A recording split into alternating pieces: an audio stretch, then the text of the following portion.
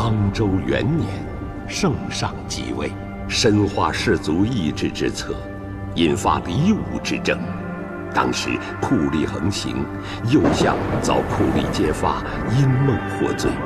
此事一出，朝野内外一片哗然，百姓自此谈梦色变，生怕祸及己身。为医女叶平安反其道而行之。是那个新衣，快别看了。什么新衣？就是个巫女。对不起，快走快走，远点。哎呀，你来了！哎呀，铃铛！别看，这个铃铛会摄人心魄的。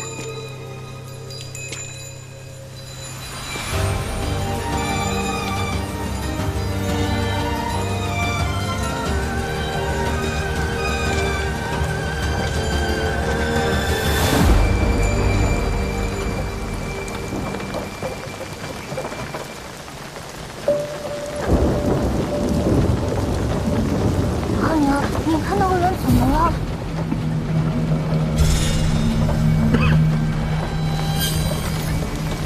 胡哲法部大人啦！胡哲法部大人啦！不好了！胡哲法部大人！让开！不好了！不好了！法部大人了！别过来！我杀了你们！说，你受何人指派，竟敢当街闹事？我是兵，老子是兵。兵，那就对了。誉王李科起兵犯上，刚被绞杀，此人定是李科的逃匿残兵，将叛贼拿下。是。为兵者，须听令。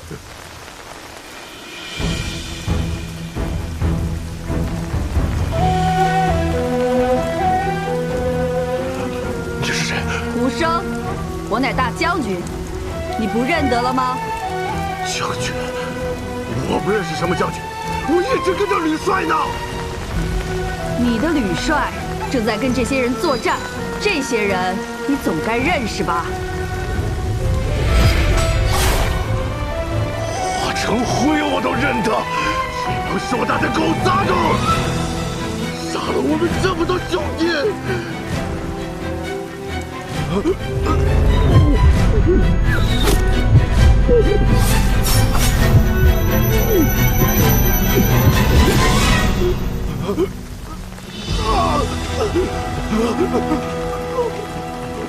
他癔症发作，衍生幻想，但从他言语可以得知，他曾在武将军麾下抵御硕丹，绝非李克叛党。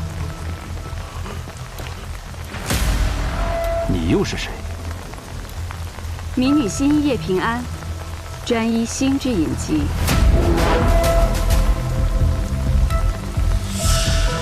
心仪。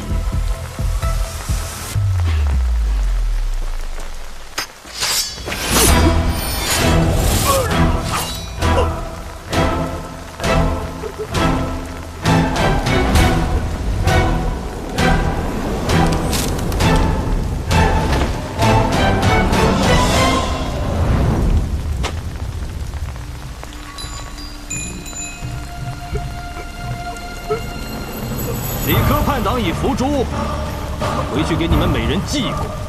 是。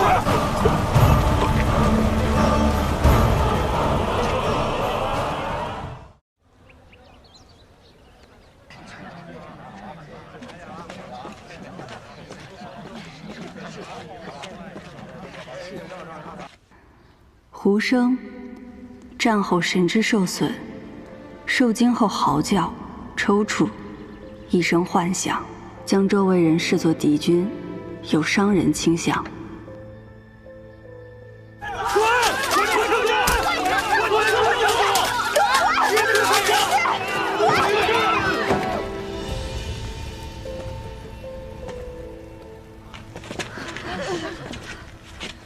今日大街上盲沟人突然发狂，肯定是被你下了咒。人有生老病死，天有不测风云。按你这么说，是不是走路摔个跟头都要赖我头上？你去！我就问你一句话，你到底搬不搬走？你要是不搬，我就烧了你这医馆！烧了这医馆！你不妨试试。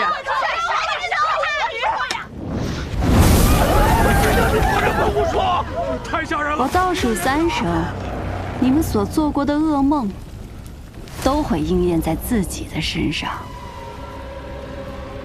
3、2。巫女要下手了，大家快跑！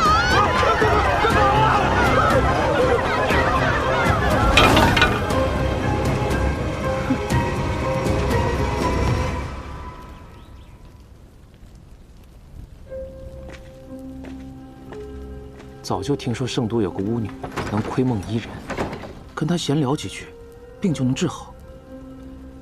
医者本就源于巫师，不过像他这种人，用巫术这种伎俩骗百姓的救命钱，哪天就是被烧死了，那也是活该。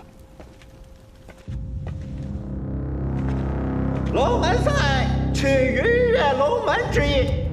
参赛的盲沟贱民都是些天生贱种，比起无来不惜命，只管以武取悦诸位贵人，不论死生。比试者各代表红白双方，胜者及其子女可摆脱贱疾，分得田地，重获新生。下面有请2位盲沟双生兄弟一决高下。比试开始！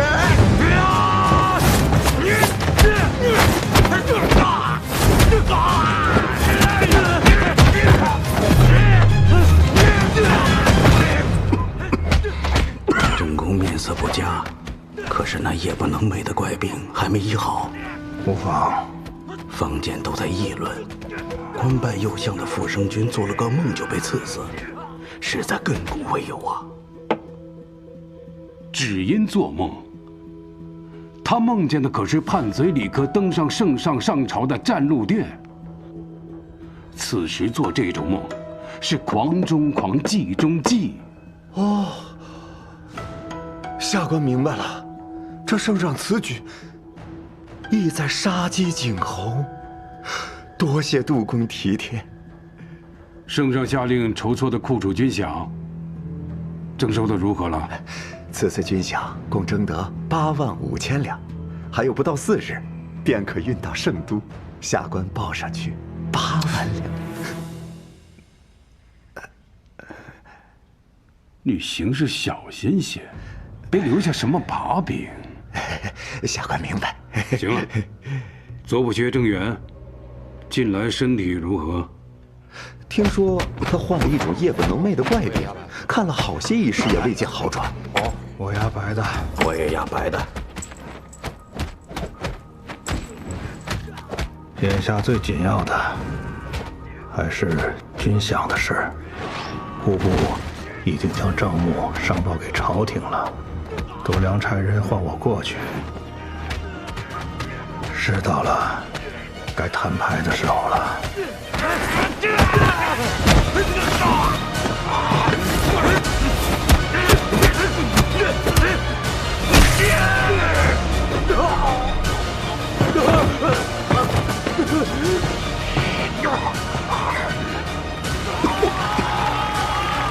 没有了盲狗贱民，还是双生兄弟打得有看头，没打死啊，可惜了。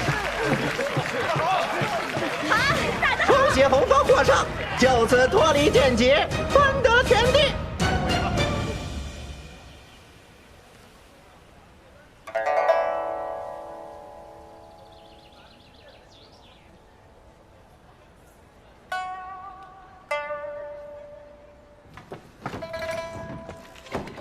叶新一，我是正补阙府上的侍女。叶新一，正补阙邀你到府上做客。今日不问诊，改日再来吧。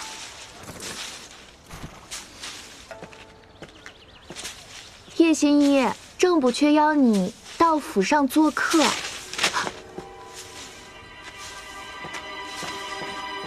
叶新一，正补阙邀你到他府上去。你怎么？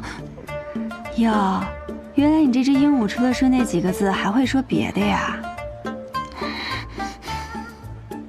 都这个时辰了，还要去府上，这价钱嘛……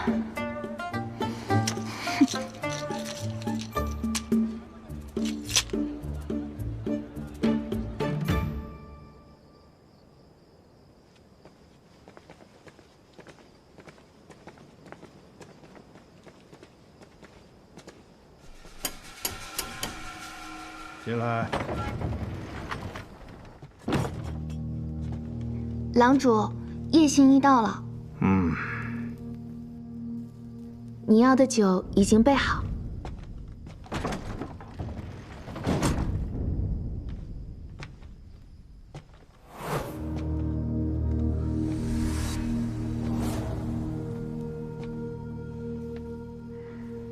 正宫有几日未能入眠了？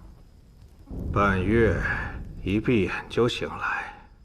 为此，我寻遍圣都名医，却都无人能治。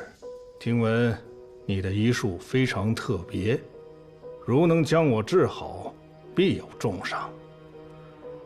替我把脉吧。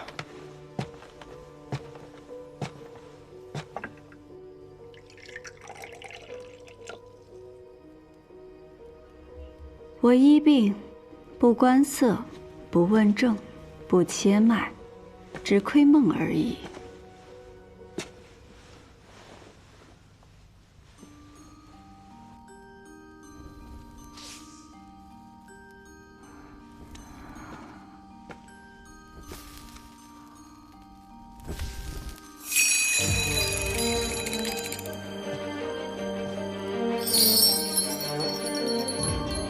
你看着我手中的铃铛，每听到一声响，心中便默念一个空字。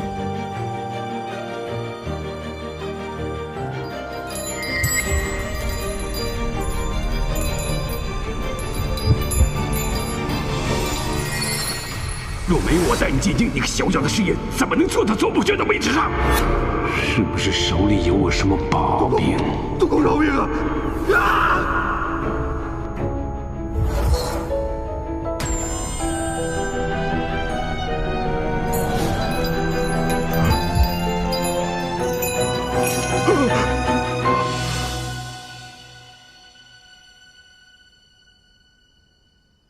叶心怡，你的医术果然见效，只是你说你能窥梦，不知能否看到我的梦啊？是能看到一些，那梦中有可怖的人影，症结在于恐惧。你在怕什么？你可能看到人影的容貌？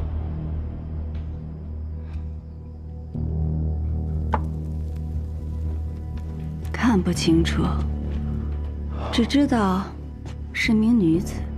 若是你能告诉我跟她相关的事情，或许对于你的病症，快说，你还能看到什么？还能看到一张信纸。信纸写了什么？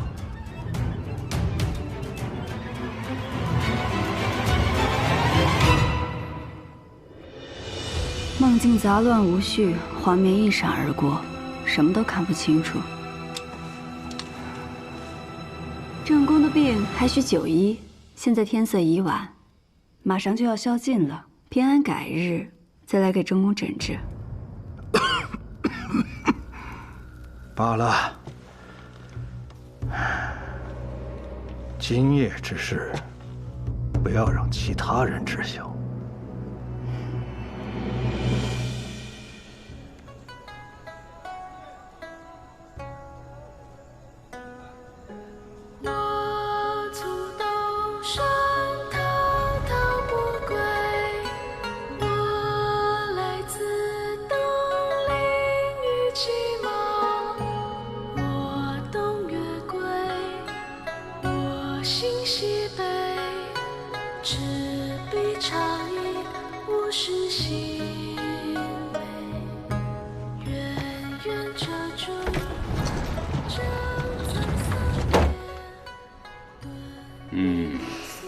你这万国香不愧是圣都第一酒坊，再满上。杜郎中，可否借一步说话？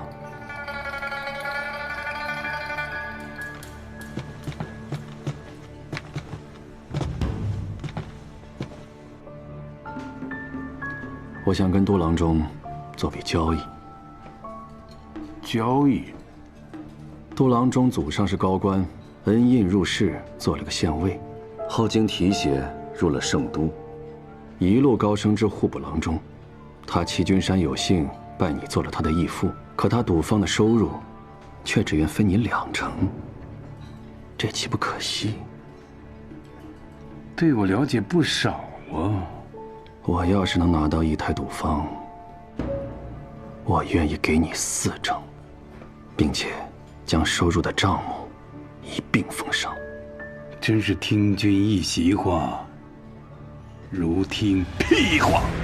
前户部郎中梁俊之出身寒门，妄想与琅琊王氏相争，现在骨灰埋在哪儿无人知道。他出身寒门，你连寒门都不是。芒沟的臭水熏昏了你的头，以为在战场上拿了几个人头就能在这不见刀光的正场上谈生意？你喝完这杯酒，马上从我的眼前消失。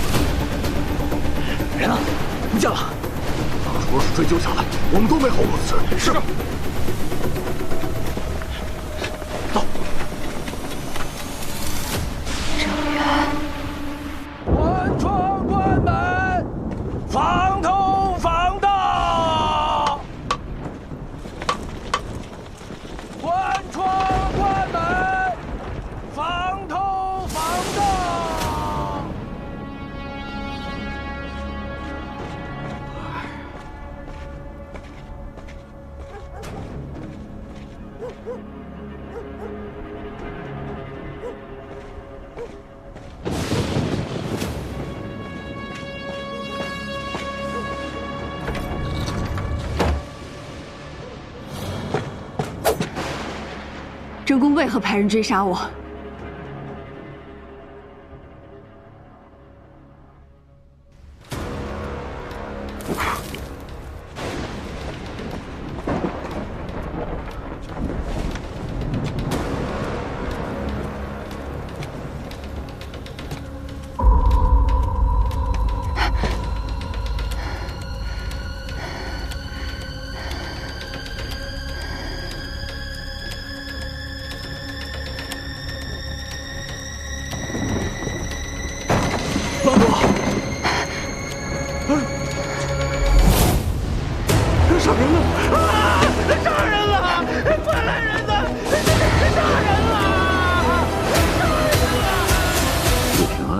这名字有些耳熟，就是那个巫女。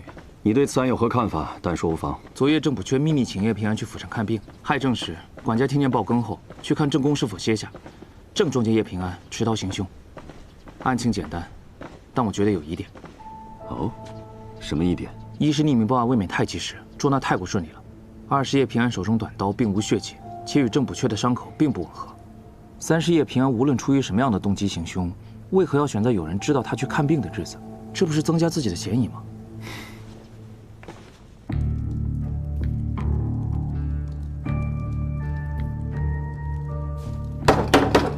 醒醒！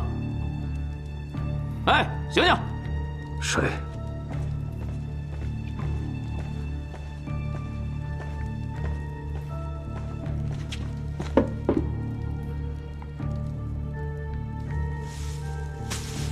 你们是来审问我的官？犯了死罪还能睡得着？不愧是江湖行骗的庸医。不是，啊，这是混账！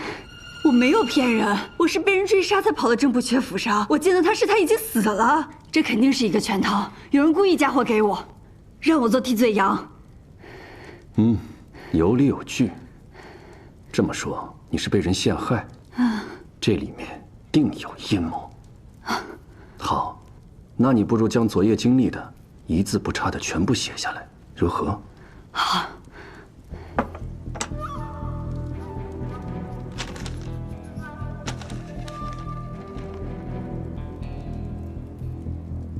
这是认罪书？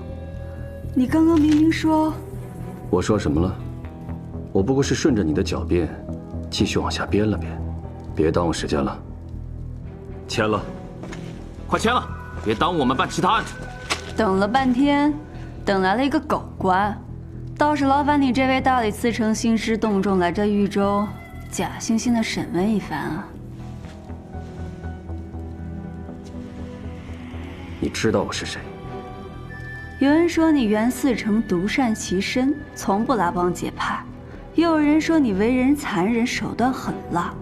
你出身芒沟，本无机会出人头地，可后来却凭借着战功当了个小官，后又拼命争功得到提拔，这才有了现在这副狗官模样。你文宇。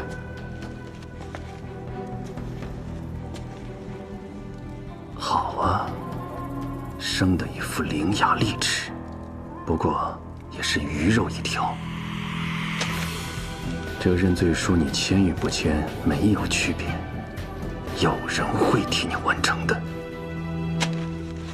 是吗？行，人是我杀的，知道我怎么杀他的吗？我盯着他的眼睛。施展我的巫术，让他自己抹了自己的脖子，就像现在我盯着你这样。巫术也好，骗术也罢，你觉得我会在乎吗？你在我眼里已经是个死人了。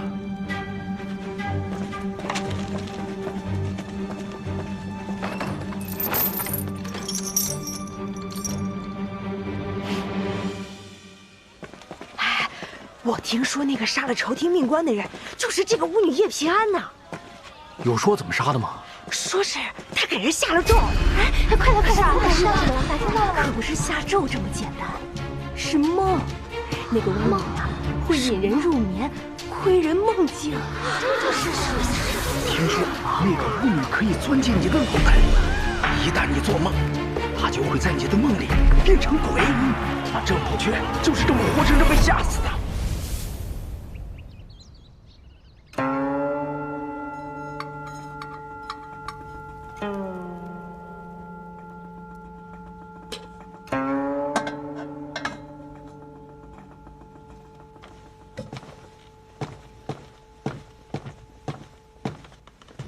端近些。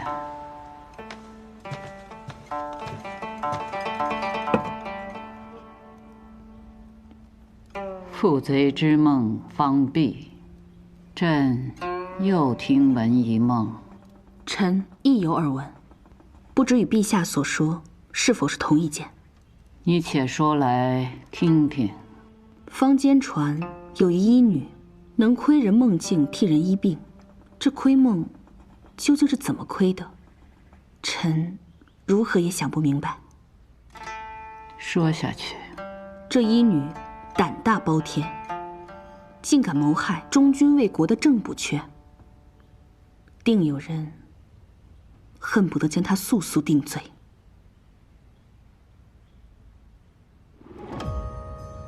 忠君，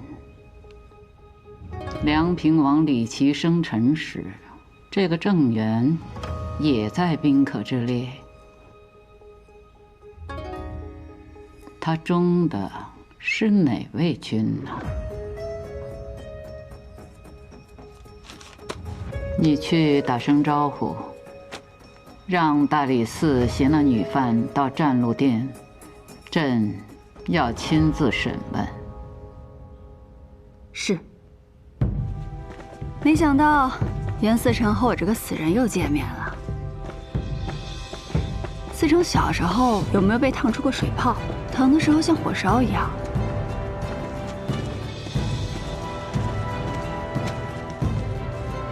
参见陛下。听闻他能入梦杀人，可有此事？此女靠骗术行医，所谓入梦一说，不过是百姓受到了蒙骗，以讹传讹罢了。正宫一案，此女是用短刀行刺，现如今人证物证俱全，她抵赖不得。陛下，袁思成所言绝非事实。民女虽不能入梦，却能窥梦。民女看到梦中令郑补缺恐惧之人，此人才是凶手。若陛下给民女一个机会，民女可找到此凶手，并查出他杀害郑补缺的证据，以还民女一个清白。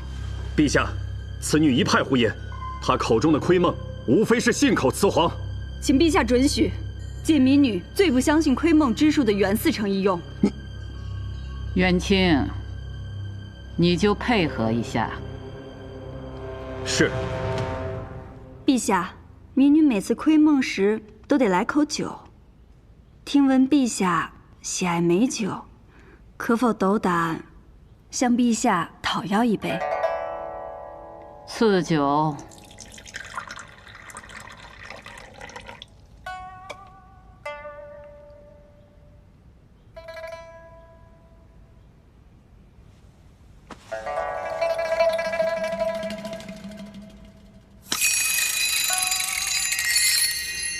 袁思成心智坚韧，但当我提到不要想到火，你脑海中是不是依然会有火焰浮现？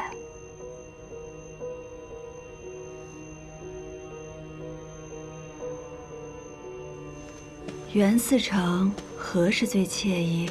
让我猜猜。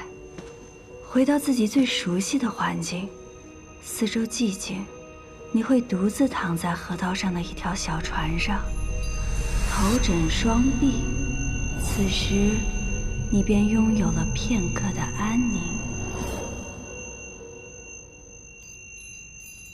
小心烫！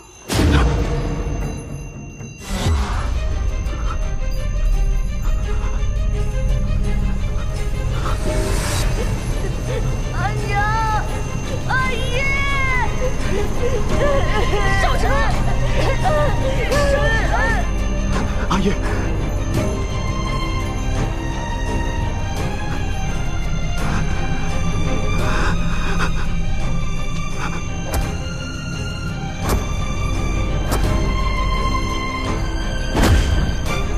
小心！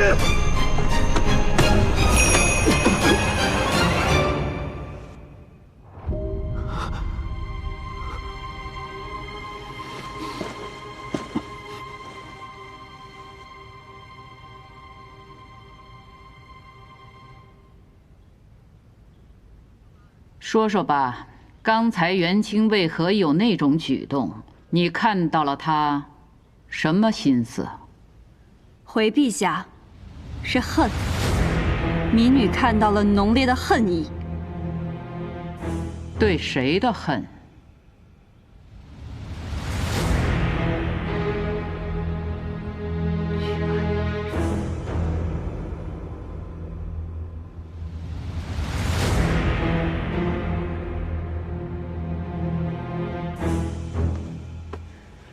袁思成的恨来自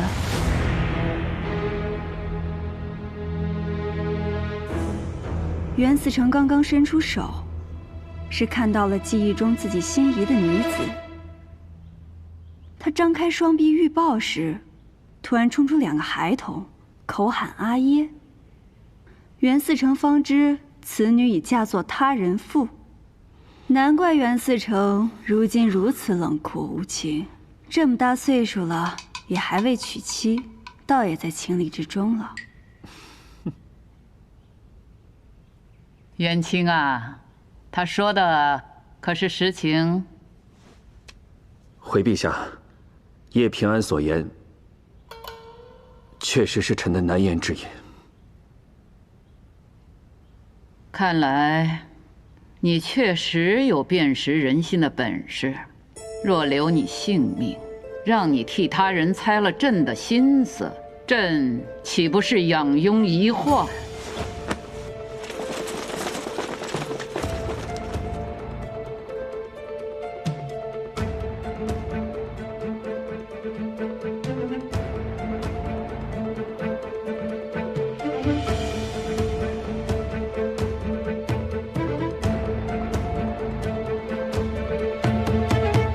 然，上苍有好生之德，朕倒要看看，你能不能先救得下你自己。朕给你1日，明日宵禁前找出真相，可活；找不出，依旧是死。1日？是，民女一定不负圣恩。退下。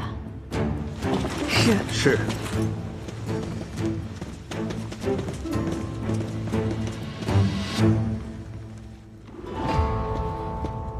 陛下，此女窥梦之术虽不似传闻中那般神乎其神，但也确实令人惊叹。哈，哪有什么窥梦之术呀？此女机敏且胆识过人，也许是可用之才，能不能活，就看她自己了。腿软，扶一下。你刚在店里编故事的时候，不还挺巧舌如簧的吗？什么冷酷无情，什么至今未婚。我不过是贪生怕死，想活命而已。袁思成心胸宽广，不会跟我计较这个吧？你如何得知我曾经被火灼伤过？你让我签认罪书时，我看到你手上的疤痕。你方才入殿之前就跟我提及手上水泡的事情，你就是那个时候开始用巫术蛊惑我的。我说了，你心智坚韧，寻常的法子没有办法引你入眠。你这巫术哪儿学的？若这也算巫术，那巫术便无处不在。你衣领上的绣纹穿着并不舒服，可你为何还要穿它？因为你认为它更能彰显身份。毕竟达官显贵们的衣服上都有绣纹，你要融入他们，自然要这样。这也是种巫术，不是吗？大理寺虽然已经勘察过案发之地，但我还是想亲自去一趟。1日很紧，不如我们马上。明日要死的是你，又不是我，我为什么要费心思？正元府外可都是你大理寺的人，没你我压根进不去啊。若你不跟我一起，那我只好时刻跟着你，看看你去哪儿都见了哪些人。毕竟若我明日注定一死，我可是什么话都敢跟圣上说的。袁思成也不想被我拉下手吧？行了，再啰嗦我就扔下你一个人去。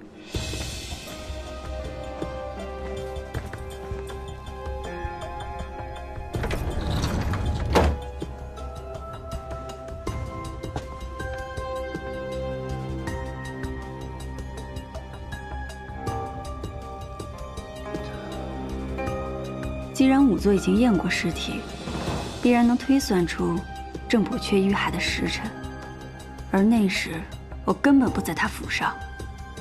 巧辩。尸体没有挪动的痕迹，凶手很有可能是突然出现在他身后，趁其不备，一刀割喉。你的话佐证了你行凶之时。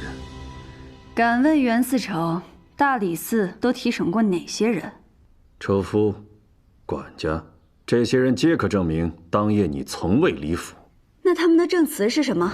你在害出宵禁入府，府中之人都听到更夫是在害朕报时，你恰巧用这半个时辰，在府中行凶作案。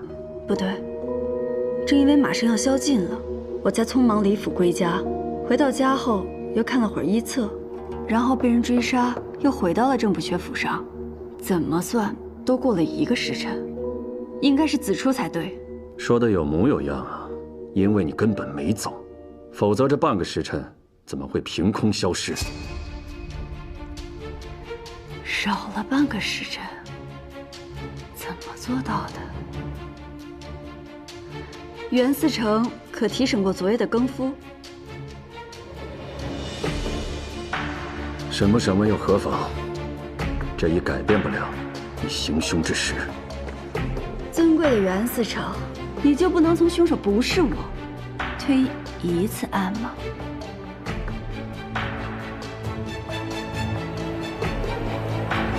文宇，去查一下昨夜案发后的李府之人。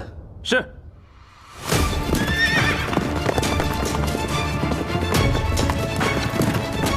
司城，撤！经查，昨夜离开正元府的有2人，家仆萧全已死在郊外，侍女心儿不知所踪，只知她颈上有块梅花状胎记。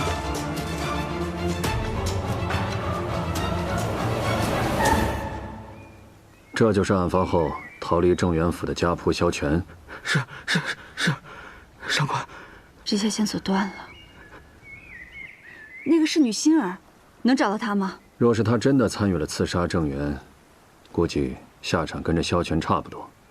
若是他侥幸活了下来，此刻估计已经逃出了城。现在已是有证，离宵禁只剩1个时辰了。文宇，你带着管家去核实一下这萧全还有心儿入府前后的情况。是。你跟我来。不如我们趁最后1个时辰去盘问一下打更人。我看不必了，你就好好想想，你那墓碑上该刻什么字吧。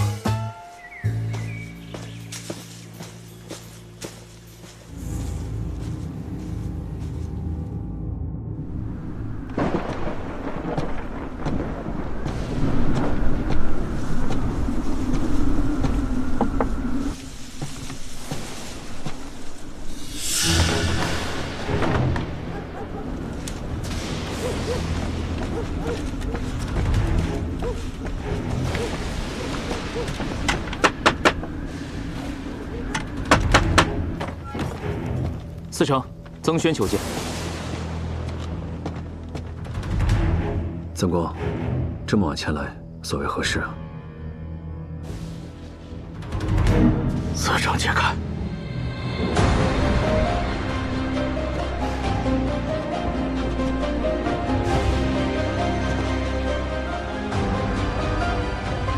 怎么样，丹心？有趣吗？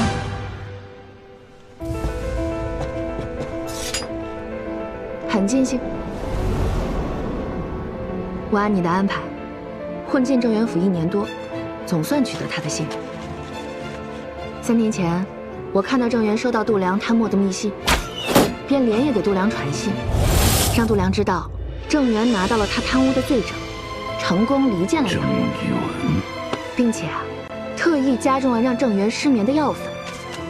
等你去他的必经之路上引起他的注意后，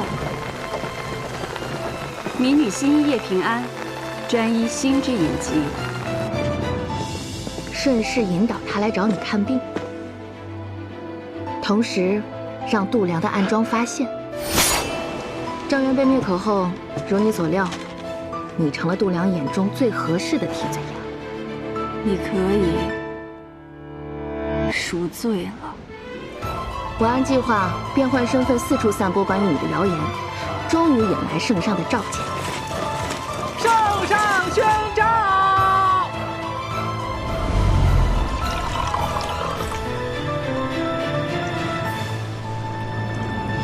我这替罪羊办得还不错吧？我这假侍女演的也不赖啊。这第1步棋算是下成了，该准备下一步棋了。度量怎么也想不到，郑源还留了个后手，居然写了封举告贪污军饷的告密信，给了他的好友曾轩。由郑源的好友举告度量杀人灭口，才更具说服力。糟了，曾轩不见了！什么？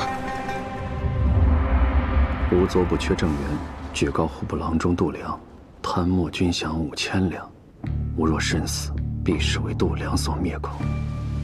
这是哪儿来的？郑公乃左不缺，有执剑之权。得知度量贪墨后，本想上告圣上，谁知道度量先一步找到了郑公试探，正宫察觉度量可能知晓了此事。曾轩，收好这封举告信。你怕度量会杀你？可你毕竟是朝廷命官，他胆子再大。你不了解他的狠辣。多年以前，我做过他的师爷。若我有事，你便将他交给你信任的人。为何现在才拿出来？我一个无权县官，无法直接见到圣上。又听说抓了个女凶手，更不敢轻易拿出来。我知道你与度量并无利益牵扯，现在此案重新调查，我才敢露面。有人看见你来我这里吗？没有。方才我一出府，便察觉有人跟踪，急忙想法子甩掉了，才敢过来。曾公，跟您说句实话，我不仅与度量没有利益上的牵扯，且私怨颇深。此事，你是找对人了。今夜，你先行在我府上休息，明日一早，我便带你入宫面圣。好，好。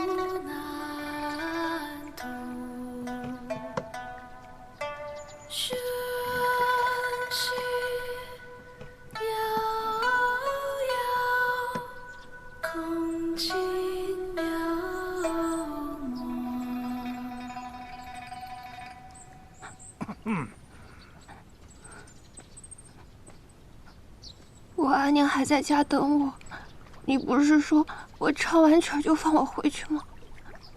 哎呦，你瞧这小累数，我见犹怜，干嘛要走啊？这多煞风景啊！你就让我走吧，我肯定什么都不会说，什么都不会做的。哦，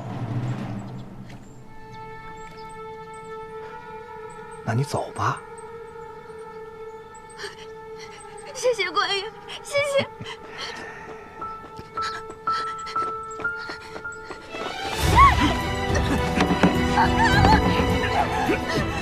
师爷辛苦了，杜县尉说这个小丫头就给您慢慢享用。正宫清风俊杰，忠义双全，呜呼哀哉。变白衣为黑时，刀上一为霞。凤凰在怒兮，居无山屋。同绕于世兮，一概而相量。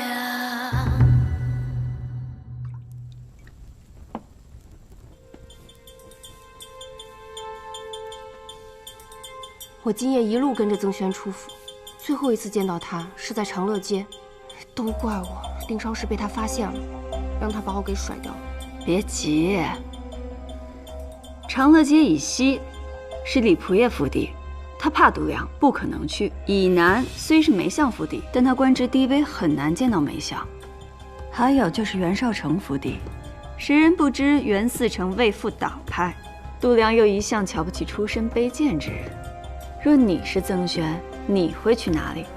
他钻进了袁府，所以我们只要在外面等他出来便好。没错。好了，胎记擦干净了。这下好了，他们到处找，脖子上有胎记的心啊，可只能到梦里找了。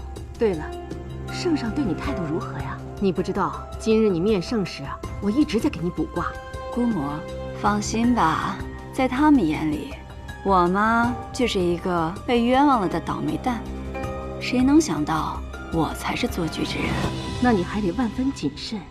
如今郑元一死，闹得满城风雨，这城里的百姓对你啊，那是又憎又怕。这第一颗棋既然已经下了，就必须要下到终局。度量贪墨的那5000两军饷，上面有印记，他一定会找地方熔掉重铸。黑市那里有没有什么消息？你看，老鬼帮我们画了张地图，度量的熔银厂就在东郊10里山坳处。熔银厂是我们敲定度量最正的关键，姑母你联系鬼叔，安排人手盯住。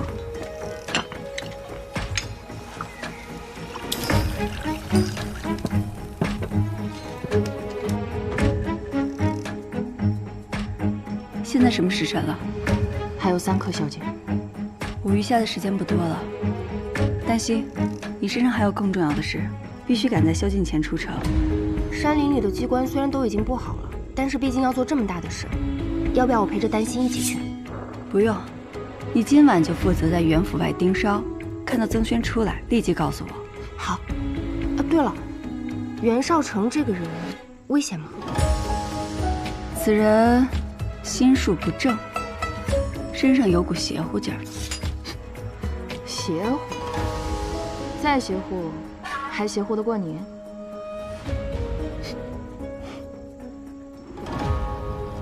杜公，曾轩已死，这封信一烧，你便可安心了。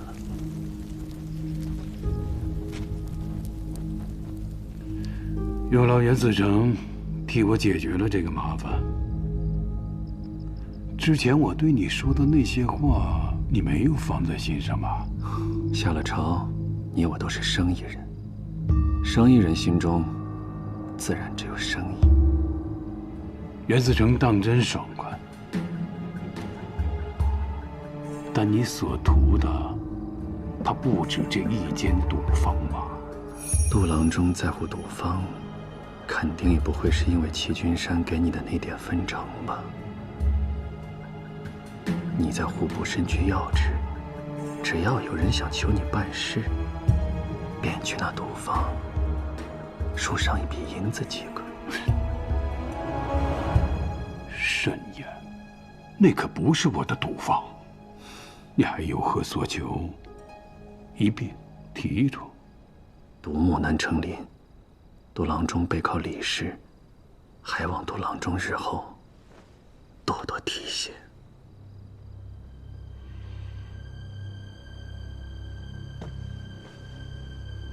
赌坊给你了，我身边就缺你这样的义子。多谢杜郎中抬爱，不过义子的名分，我就不和齐君山争了吧。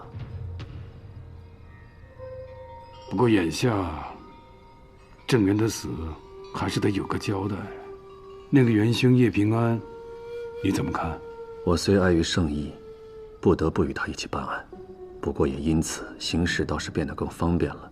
他想借更夫去寻找线索，不过被我借故阻止了。此人狡猾，绝不会轻易放弃。依下官看，需斩草除根。少成先行告退。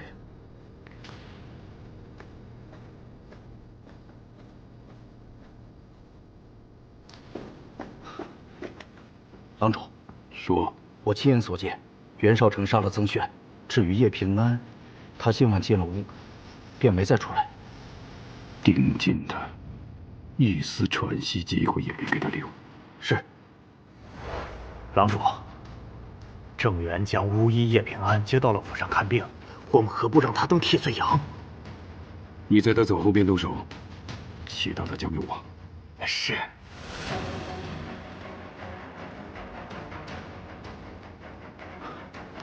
郎主，在叶平安离府后跟着他，确保他别遇上任何人。在子出时，再将他赶回郑府，然后秘密保管他行凶。还有，让更夫万办不是真情，报害郑。